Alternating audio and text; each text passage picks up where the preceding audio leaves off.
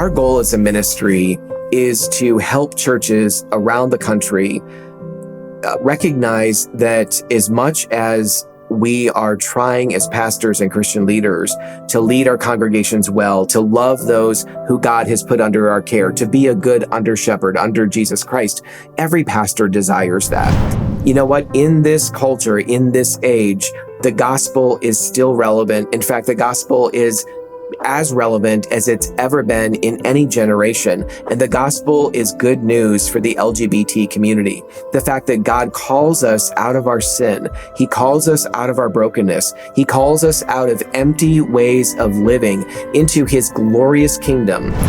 I desperately needed to be with some men in a men's group who did not deal with the same kinds of things I dealt with. I didn't just need to be with a bunch of guys who were coming out of homosexuality, but what I needed in my day-to-day life was a church, and in their own way, a kind of identity confusion about what it means to be a man or a woman made in God's image, and how do I live that out well? Just because we are opposite sex attracted does not mean that we have a clue about how to live out our true identity, which is we are image bearers of God in our masculinity and in our femininity, according to Genesis 1:26 and 27.